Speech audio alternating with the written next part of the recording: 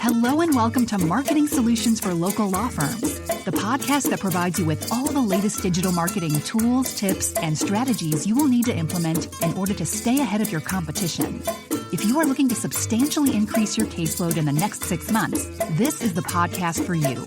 And now, here's the host of our show, the local business guy himself, Frank Deming.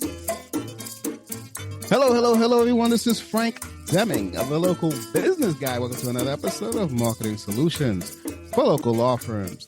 Happy Wednesday. Happy hump day, everyone. I hope you guys are having a rockin' week thus far. Today, I have a treat for you because I'm going to introduce you to the one, the only Jane of all trades.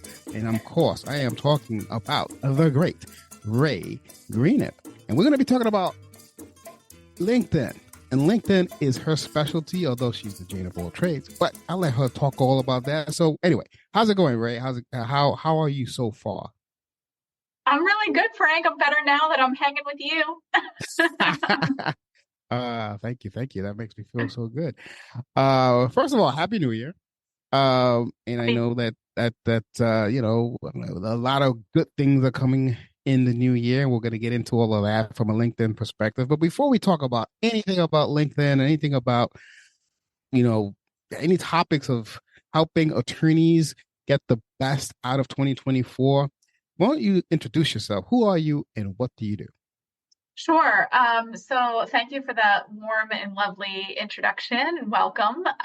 So I'm Ray Greenip, and I am the fractional executive assistant, and I work in a number of areas, operations, business function, marketing, communications wise, with a number of business owners. And, you know, a lot of the work I do is in the marketing arena. For a couple of years, I was the CXO for a LinkedIn lead gen SaaS-based company. And so that's where I kind of got very specialized on the LinkedIn platform, doing profile optimizations and connection and reach out strategy for a number of broad, you know, various types of industries and various types of businesses and things like that. So that's where we thought that maybe we would get together and talk some LinkedIn. Awesome. So before we get into the LinkedIn, I just want to educate the audience on something. Can you tell me where does the whole Jane of all trades come from? I know I alluded to that when I introduced you, but share that story with the audience. I think they will find it very intriguing.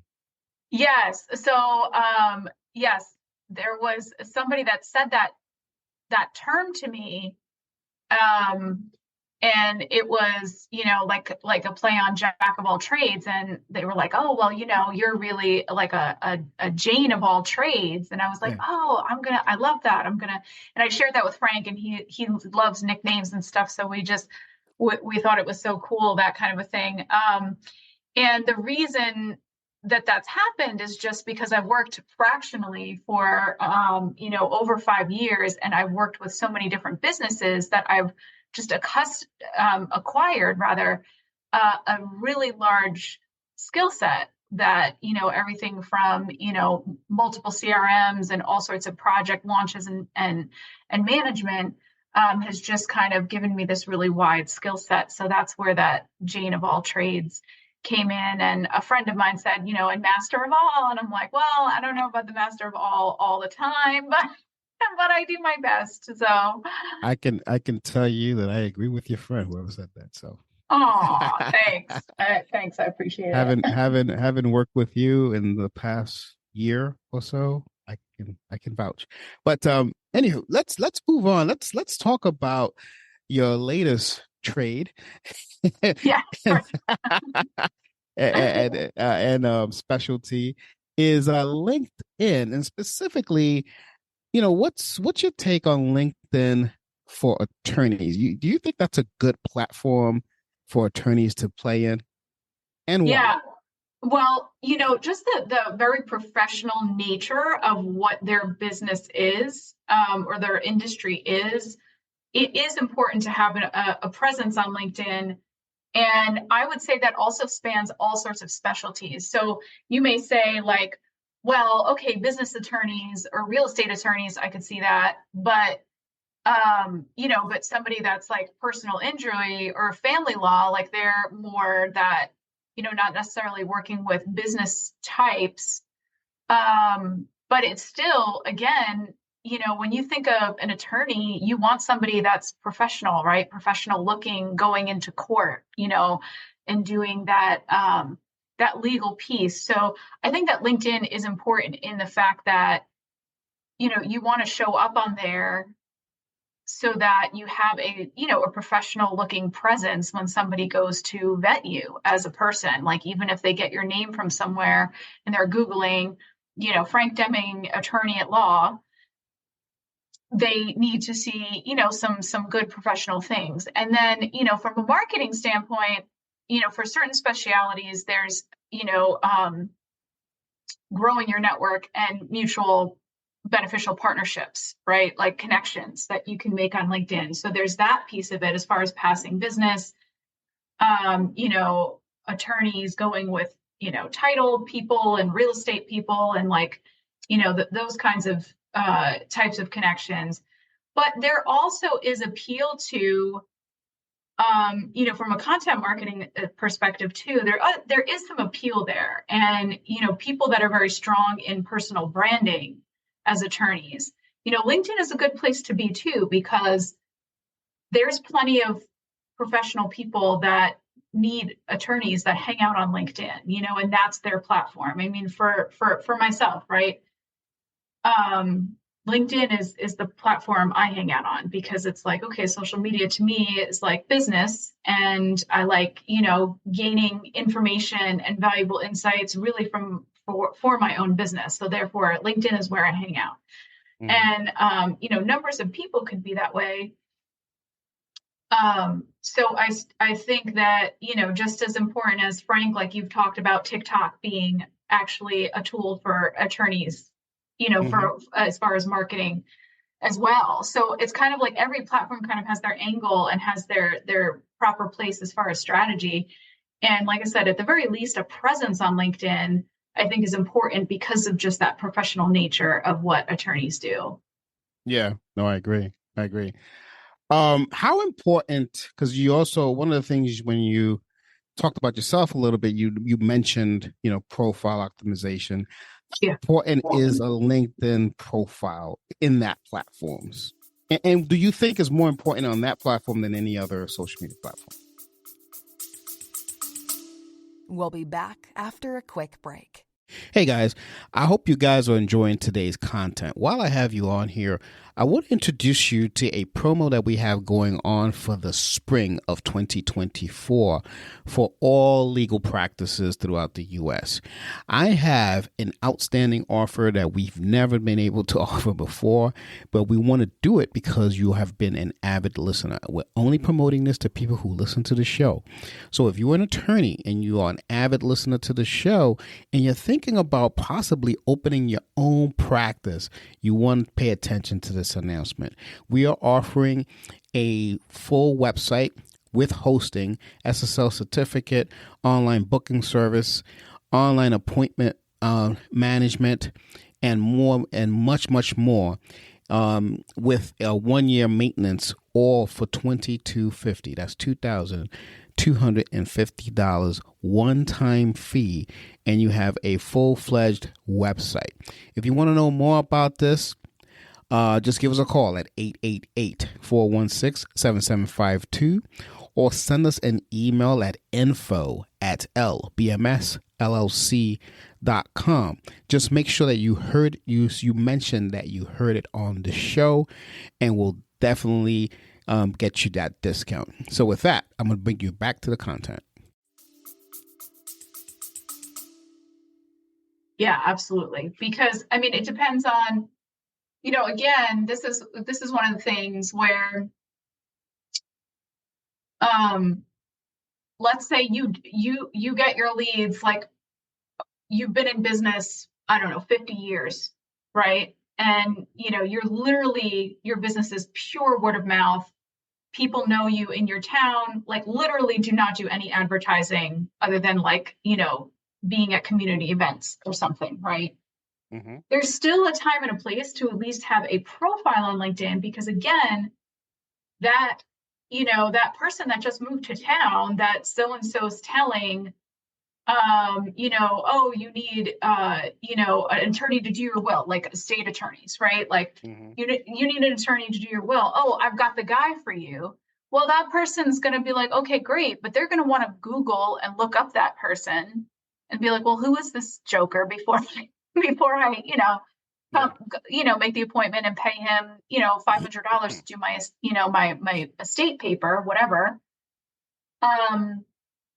And that's where it's like, even if you don't have a website, but you have a LinkedIn profile that looks good and a nice professional headshot on there, and like talk, something that talks at length about, your experience and the fact that you've been part of the bar association for 50 years and like, your stuff in your state and in your specialty, that person's going to be like, oh, okay, this person's legit. I'll go make the appointment. I'll go, so even in that case, that's where, there's something that's important there. For even people that, like I said, don't even maybe do any online marketing at all. I know you play around in LinkedIn a lot, and you've seen, your share of profiles. And you give me your best estimate. What percentage of people have it correctly that you've come across? I've seen it all. I'm sure. I've seen it all. And so what the big, let me first say I think what the question kind of is referring to, and to me, the big mark or opportunity that is missed with a profile is that, one, it's not updated. So it's literally somebody invited you sometime a while back to join LinkedIn and you hit yes. So it's literally like there's no profile, like headshot, or what have you. But the opportunity missed there is for something to actually read and resonate with somebody that's going to be looking you up. So, i.e. your target audience. So, it's not necessarily getting it right, but it's using it for communication purposes, right? Really, to drive home a point on really what it is you do and why, and that's, a lot of people have the hard time of answering the question, why you and not your competition. Yeah. And that's that piece where, so many people, like, if I'm an attorney at law, like, I shouldn't be using that thing as a resume, unless I guess maybe if I'm looking to, okay, well, I'm not going to make partner here, so I'm going to try to switch law firms or something. I mean, I guess, that at that point, if you're looking for a job, you use it, it's more like a resume. But really what you want that to do is to showcase your work. And there's a way to do it for resume purposes, and there's a way to do it to resonate with a target audience. And those are the people that you want to be speaking to. So if you're not, looking to change firms and applying to jobs, it probably isn't going to serve you well to literally be your resume spit out on a LinkedIn profile. Gotcha. But I guess my question was more geared towards like, for instance, let's say you have a photo and it's updated. What other issues, if you will, that you've come across that you can now optimize for someone? Like what? Because I know I've seen that too. I've seen people with a headless LinkedIn page, and that it always makes me kind of twitch a little bit. But and if it makes me twitch, I could imagine what it does to you. But anyway, I'm going to someone who has their together, if you will, has a photo, has some decent things. What do you think? What have you been able to tweak to help that optimize? Things like that is what I was asking. Yeah. So that's a great point and question is like, so a lot of times people have done that, the little bit, but the profile also has changed over time and they're always adding new tools and things to do more with it. So that's where, I'd come in and it's like, okay, great. We have a professional headshot. We have like your experience that kind of like ties in, but then like a lot of times the about me, people get all thumbs about that about me section. So like either they'll throw in, like maybe their firm's page, a professional bio was written for all of the teammates, and maybe they'll just throw that in there. But what I would do is actually delve deeper into kind of like their why for becoming an attorney, why their speciality too, like why why family law and not personal injury or something. Like why are they, and why do they specifically want to work with families, and what are the, and then also dive even further, like ideally what are the ideal, like those client stories, if you think about like where have you loved to work, and then incorporate those pieces into like an about me that really speaks to like who they're going after, so it resonates with that real target audience and things like that. So also adding things like calls to action, where they can find out more, where they can, maybe if like their firm has a newsletter or something, we want to maybe push them over to subscribe to it, stay on top of blogs, whatever the case is. And then there's things like a featured section where you can actually feature posts. So even if the person isn't really active on LinkedIn, what they could do is they could feature a link that talks about them, like maybe they were published in, a local article or something. We'll link it there, or they won awards of some sort for their pro bono work. Mm-hmm. We could showcase some kind of landing page there, mm-hmm. and add these things where it's like, even if the person isn't having a posting strategy or outbound marketing strategy on LinkedIn, there's ways of like pulling this information together in a nice, organized way that somebody can go and be like, oh, wow, this person's impressive. And then there's things like different certifications. Again, mentioning, a lot of attorneys, they volunteer, they do pro bono work and stuff. And it's like, there's different places in the profile to be able to put all of that. Mm-hmm. And, with also, like I said, calls to action with the link and everything like that. And then you've got your banner too. So it's like, maybe there's a tagline or a quote that they kind of like go by, or how they look at justice and the law or something, that would resonate with people and stuff. So put that on the headline. So people, are the banner rather. So people know exactly what they're going for. And that's the other piece too, is a headline. Just saying, Ray K. Greenup, ESQ, attorney at law.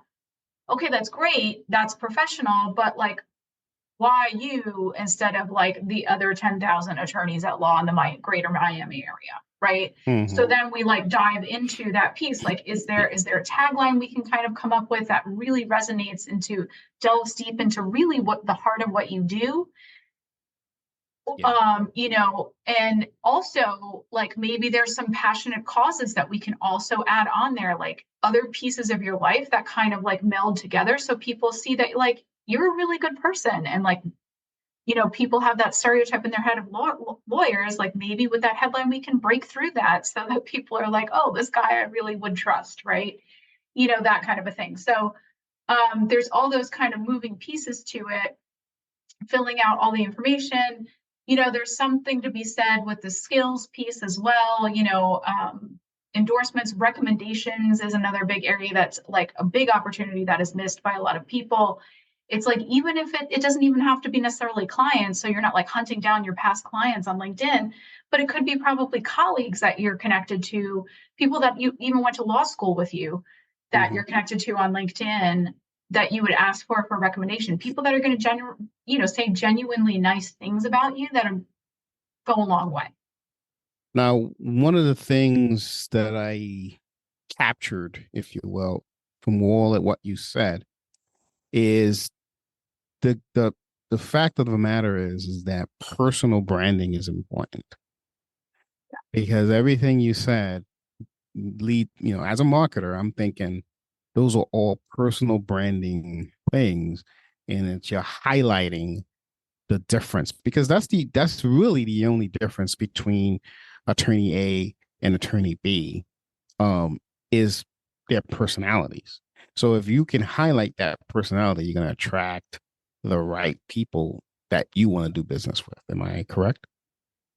Yeah, absolutely. And that's what you want anyway. I mean, that's the whole thing too. It's like, in marketing, we always say, right, like about being as specific as possible. And it's like, yeah, sure, you could take a phone call from any Joe Blow in the, greater Nashville area and whatever, but it's like who your branding should be about, like going back to like who is the real specific person that you're trying to target here, and who's like your ideal client, and what does that complete avatar look like? Because and then kind of building that piece out, like, and then going, okay, well, what solutions do I provide? What problems do they face, and what solutions am I really providing? And then coming at it from that kind of like backwards way.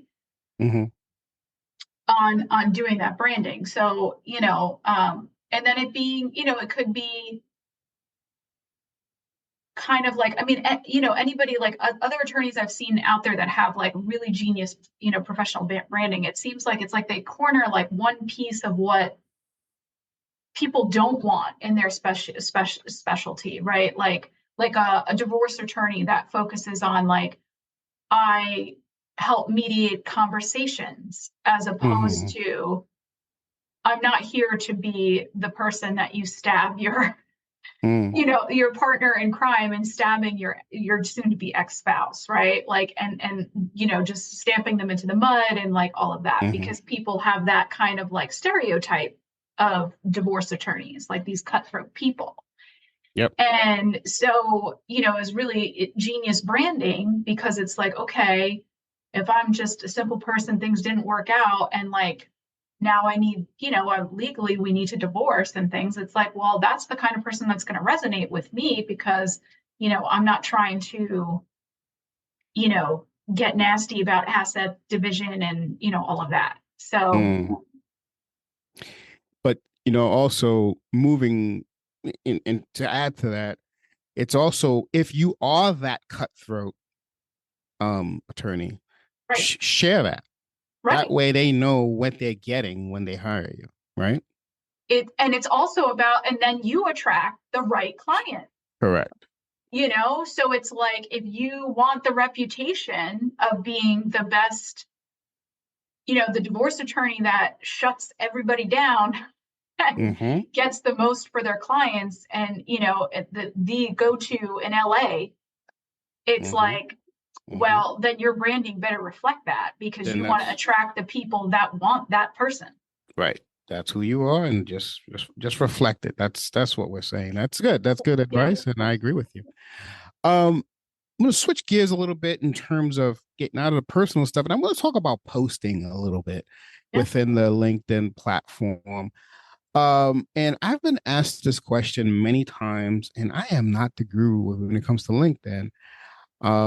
I'll let you know what I told them in a minute, but I want to hear your answer to this question. So I was asked, how important are hashtags? Well, I was asked two questions. Number one is, how important are hashtags in LinkedIn? And number two is, how important are images on LinkedIn? So I'll let you answer the first one first. How important are hashtags? Okay. So the hashtag thing, LinkedIn, out of all the platforms, they've sort of been the least to take off. However, best practice is you use, between one and like really no more than 5 or 6.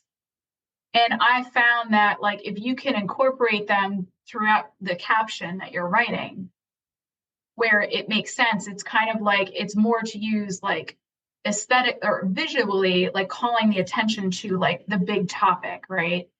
There are specific ones on LinkedIn So you definitely want to use like the ones that are used, you know, and kind of like being able to go into that feed.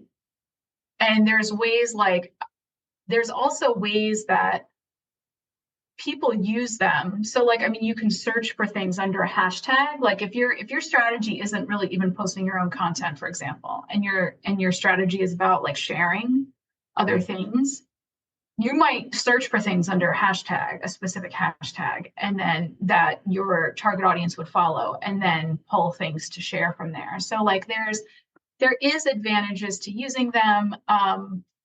You know, the way that all the platforms are going is really SEO, and so it's keyword. And that's, they're making all the social media platforms more increasingly about like searchable by keywords and things like that. So, but like I said, they're still there. They're still on LinkedIn. They're still valid. They take them, you know, and so, you know, why not to me, it's like, why not do yourself a favor and like use a couple, you know, that makes sense. You know, I've tested with or without them and all of that. And I don't see a huge difference as far as engagement and reach and things like that. But as far as best practice, they're a tool and you can use them. Gotcha. How about images? How important are images on LinkedIn? So I've seen posts work very, very well that don't include them.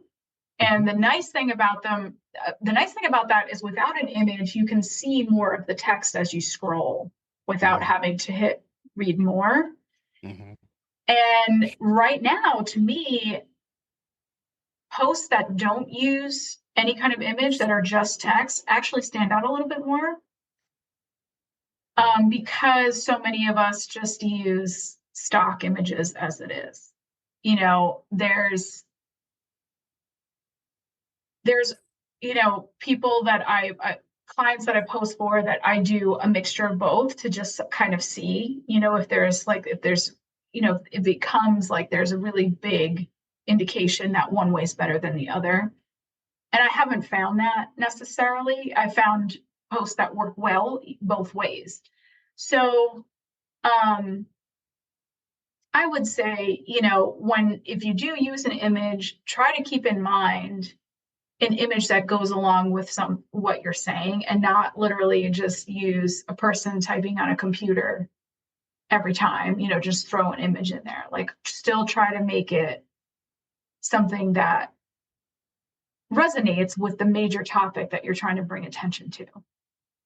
You know, on the side note to that, one of the things, and I'm speaking to the audience here, not you, Ray, but one of the things that I can vouch for what Ray is saying is that when she helps me with my LinkedIn stuff, I've always noticed that she would change certain things from the post that I had, if she wants to share an article, let's say, and add her own twist to it. And it's always a lot better than what I had. So kudos. Just wanted to let you know. It's so funny. I remember when I first was noticing it, I'm like, oh, she's totally just changed the image. But I'm like, wait a minute, that's a better image. Well, not So that's good. it's not necessarily that though too.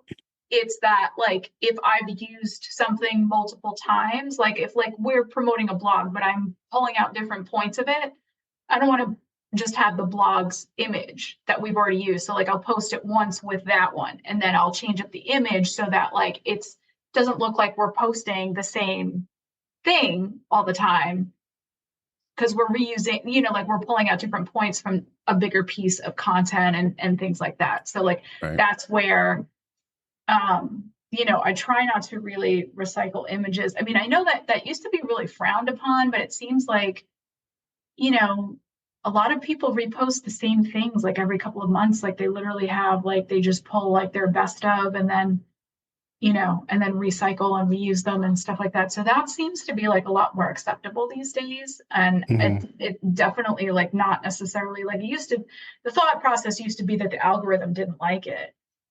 And but now it's like if you wait a couple months, it doesn't seem seem to be really that problematic. So, but I've just, like I said, I've always been in a habit of trying to do various images just so that we don't have the same thing going out all the time.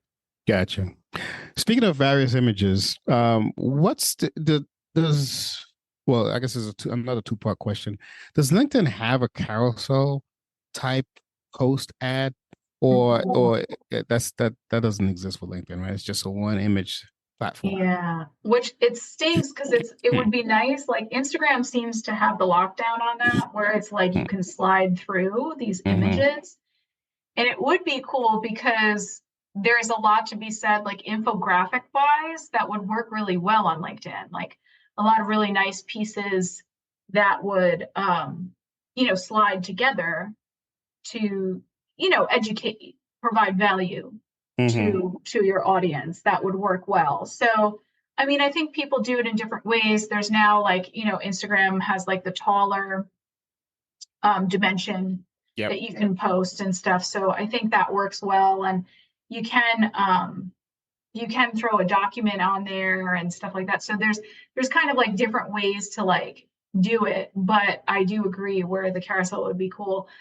I mean, all you do really is you could have that kind of way of presenting something, and then you just make a quick snippet video of it, where a video just slides through it. And then that movement, the nice thing on LinkedIn is because that movement of a video and stuff, would be helpful to people to hit play, to draw attention kind of thing. Right.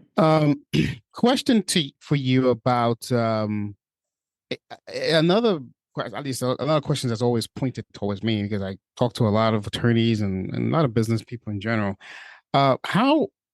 What is the difference between the newsletter on LinkedIn and the articles on LinkedIn? No one seems to see a difference. And I'd be very frank with you, no pun intended. I don't see the difference. So please enlighten me and enlighten the audience on what is the difference and which is better. So LinkedIn newsletter is a really great tool. And the reason is because if you have a newsletter, that the first time you publish one, so you can create one, but the first time you publish one, LinkedIn automatically asks all of your connections to subscribe to it. And every time new connections are added, they are asked to subscribe to it automatically as well. So if you publish regularly, what happens is that somebody gets a notification in their LinkedIn inbox that it's, an newsletter has been published. Somebody gets an email to their actual email. So it goes out as a newsletter on LinkedIn, and it also goes out in their email to their email addresses. So even if you don't have the email addresses, your connections, it will go to their email automatically if they've subscribed. Nice. And it also goes out as a post. And there was kind of like, I mean, this is an older tool now, but when it first came out, is like the algorithm was probably favoring them because it's like a newfangled tool, and LinkedIn wants people to use them, right? So there's it's kind of like a triple dip on one piece of content, which is really nice. If you just publish an article, it's kind of like any other post or piece of content where, like, some people may get notifications in their inbox like, oh, your so-and-so connection published an article that you might be interested in. It's, it's up to the algorithm if it's going to pick it up and whatever.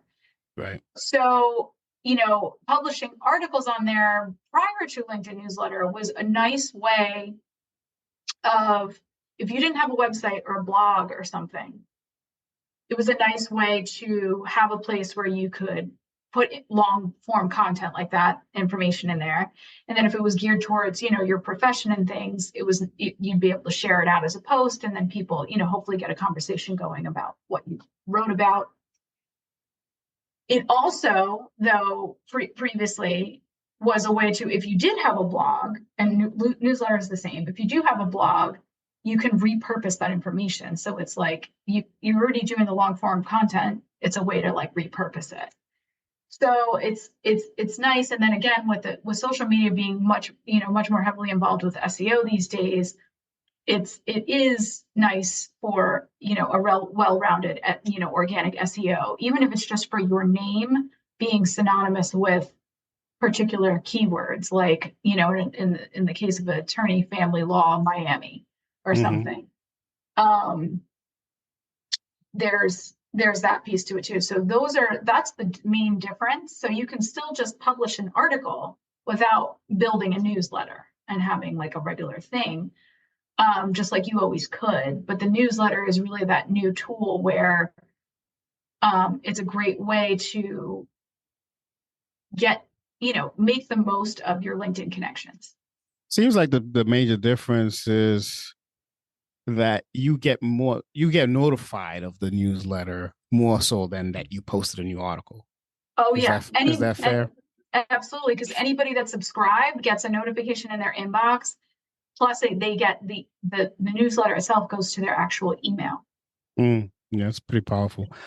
I had heard rumors, I'm not sure if this is true or if you've even heard of this rumor, that LinkedIn was actually thinking about getting rid of articles because of the success of newsletters. Have you heard anything about that? I haven't heard anything, but that's not to say that, I'll tell you about LinkedIn and what I found, because it can be very glitchy. It seems to me like they make a lot of decisions, and it's kind of like the tech people are making the decisions. So it's for technology's sake, as opposed to really thinking about business ramifications and how people are actually using the platform. So, wow. Yeah, so I wouldn't be surprised if they're just like, oh, this is kind of becoming passe. They're them just kind of getting together and being like, this is becoming passe. We're gonna get rid of this. I can tell you a smart thing that they did, which was putting the scheduler in the posts, where you can schedule your posts right there on the platform now, because that I think helped users time on the platform probably go way up, using getting out of people doing third-party scheduling to staying in the platform to do the scheduling. I think is probably was a really good move. So they do make good decisions sometimes. But we'll see. I mean, all these platforms are always trying to come up with the newest thing that users are going to, just go bananas for. So we'll see. If newsletters, not newsletters, I'm sorry, if articles are going away, I would think that there's going to be something new coming down the pike then. Yeah. And I didn't hear it from a good source, but I was just hearing some rumors. Question for you. I have a ton of questions. I don't want to make this episode too long, but it's so much that I want to learn, and I'm sure the audience wants to. But like, for instance, like, let's talk about groups on LinkedIn, and let's talk about the LinkedIn business pages. I have yet to see the value on both of those. I have a business page. Unless I sponsor links, even when I do sponsor links, nothing great happens. And then groups, you own a group, you run a group, whatever. I don't see like the monetary benefit of it. People ask me all the time, and I'm like, don't do it. Am I educating them correctly and saying don't do it? Or do you see the value in groups, number one, and number two, how can we optimize the business page? And is it necessary?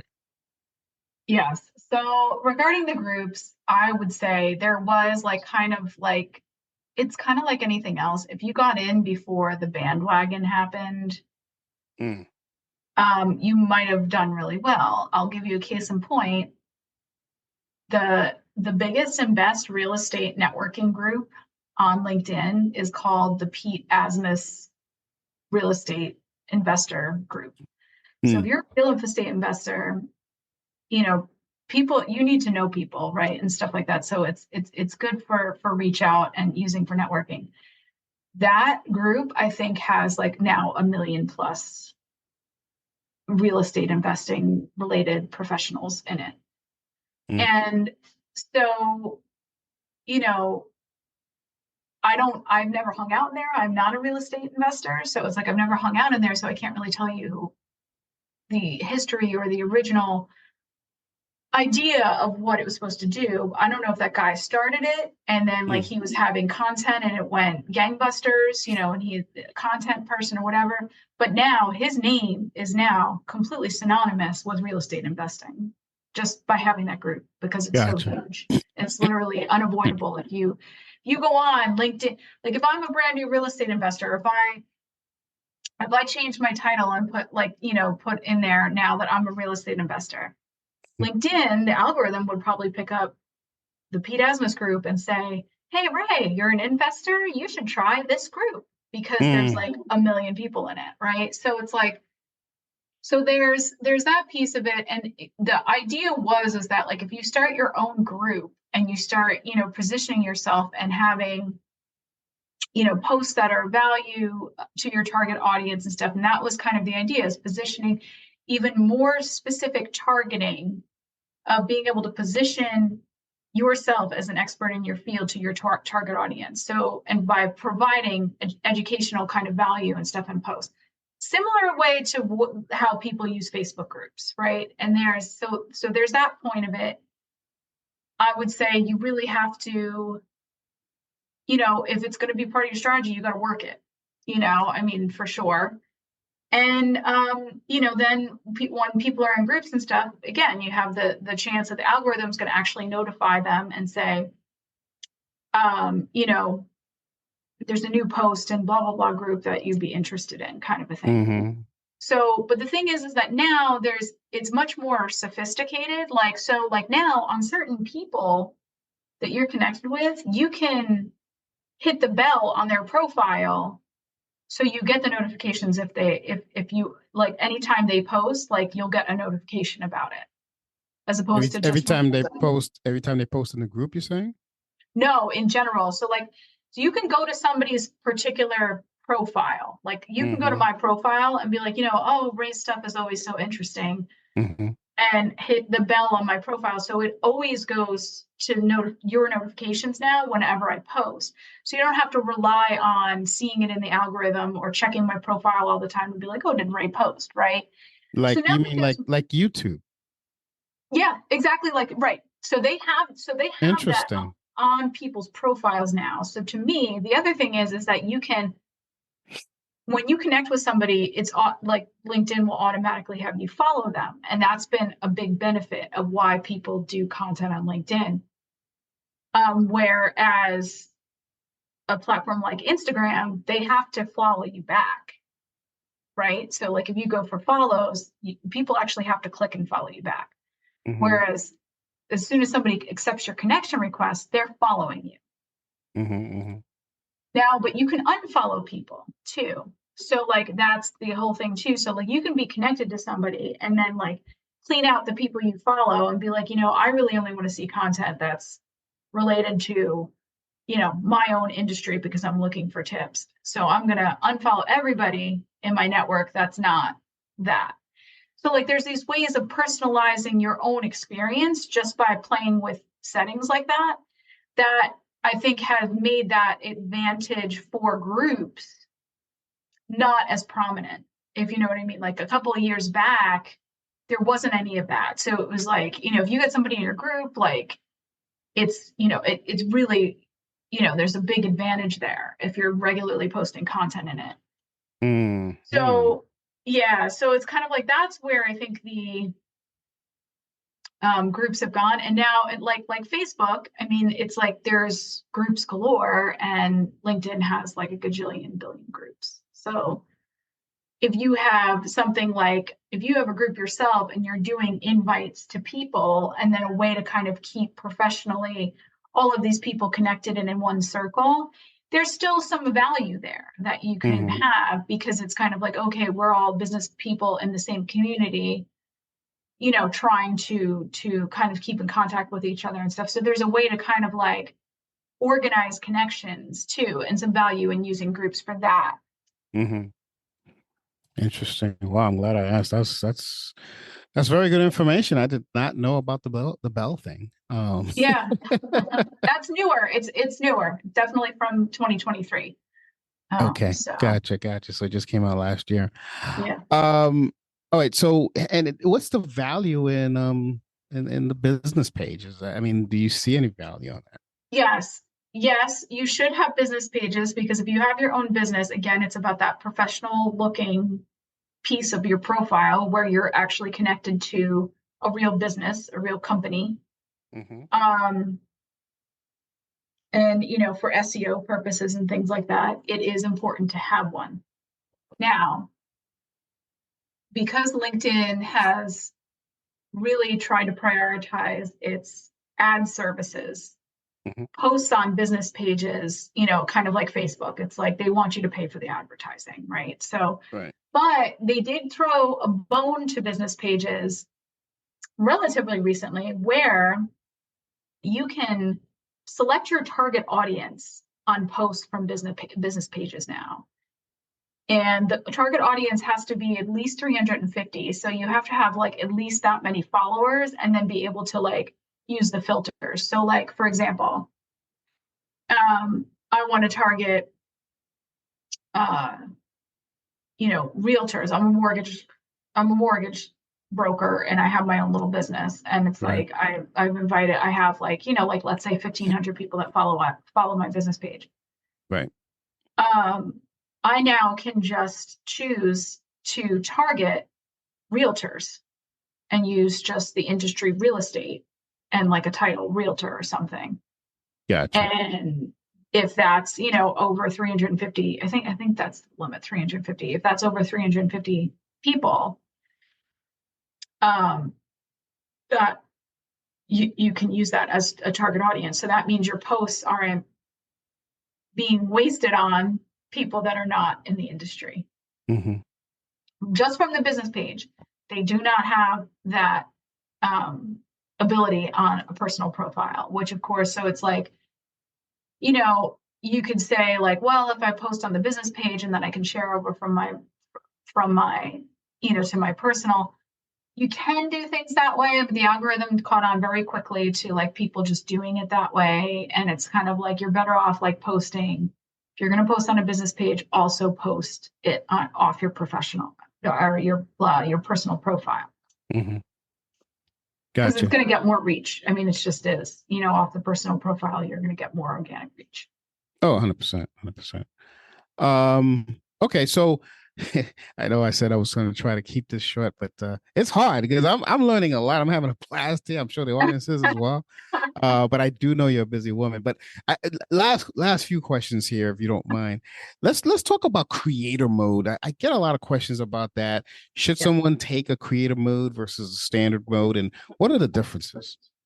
Yep. So just a standard is just like, okay, your basic. There's just a couple of other tools that they offer to creator mode. So if you go into creator mode, that's when you can open your newsletter, right? If you don't switch to creator mode, you don't have that ability on your profile. So if you go to creator mode, you can add a link to the top of your profile, which before was never on the profiles before. There's no, even the about section, hyperlinks don't work. So it is a really cool way to be able to add like a nice simple call to action to the top of your page. So like, you know, for example, for mine, for the longest time, I had like level up on LinkedIn, and then it went to like the page on my website where people can get LinkedIn services. So, and it could be very simple too. Like if you just want people to kind of like get interested by your headline and then find out more about, you know, Frank Deming, ESQ, you know, you could just say, you know, learn more, or just, you know, my website here, whatever. and have that. So there's that. And then also you can have selected this is actually, there's a hashtag strategy that's important on here. So supposedly if you have, you can pick out up to 5 hashtags that are listed at your top headline. So like basically calling out the topics that you talk about. So like for mine, hashtag LinkedIn strategy, right? Now, if I have a post and I use that hashtag, supposedly the algorithm gives me like bonus points and like my reach goes a little further. If I use a hashtag that I've put on my profile. Gotcha. I've heard that. I don't know. I don't actually know if that's true. So, you can. Guess we've tested out, right? Right. Another point on hashtags, actually, and this is a smart one. People have asked me about hashtag strategy and branded hashtags. So a way that people use branded hashtags, like basically hashtags we're only they're going to use. So hashtag the local business guy, right? Because then if you search that hashtag, only those posts that you've used that hashtag on come up. So it's a way of like being able to refer back and see what you've posted and like keep your posts organized in LinkedIn. So like there's also like kind of a way to use those personal hashtags or personal branding or whatever, branded hashtags. But they would have to know because like for instance, no one would know there's a hashtag the local business guy, for instance. No, but if they started typing in the local, it would come up because it was a hashtag that's been used. So gotcha. So it would, so there could be a way to use them that way. Just on a side note about hashtags, because I didn't mention that earlier. Awesome sauce. Well, thanks, man. This has been really, really, really, really great, Ray. Thanks for coming. I really appreciate this. But before I let you go, let me ask you, is there anything I didn't ask you that you think was going to benefit the audience? No, I think we really covered like a bulk of what, I think would be helpful for somebody, just coming on. And then, there's various ways to get involved on LinkedIn and increase visibility. And it doesn't necessarily mean that you have to be writing blogs and posting all the time. There's ways to jump into conversations and develop rapport with influencers and things like that, where, it's kind of like developing strategy is about using your strong suits and also what's realistic. Like, you could spend 8 hours a day on LinkedIn if you wanted to, developing strategy. And so, it's all about too, like, if you want to go on LinkedIn and have some kind of a strategy, think about what's feasible and what you can actually stick to. Because if you don't do it regularly or consistently, it's not gonna give you any results. I mean, you have to. It's like any marketing strategy. So whether you're paying somebody or you're doing it yourself, I mean, there's various ways of working with your strong suits on there and, and developing something. 100%. So now that you say that, how can someone who's listening to this get a hold of you? What's how can, if someone says, you know what, I like what she just said, I need her to help me with my LinkedIn. How can we make that happen? Just my website, raygreenup.com. So that's RAEGREEN as in Nancy, IP as in Peter.com. And awesome all my info's on there. And then you can register, you can sign up for like a Biz Jam session, which is like my little consult and stuff and, all that. Awesome sauce. I will definitely put a link to that in the show notes of this. I will also put a link to your LinkedIn if anyone wants to just check out what Ray Greenup is all about. I'll put a link to that as well in the show notes. That's it. I really, really enjoyed this episode. I hope everyone else did as well.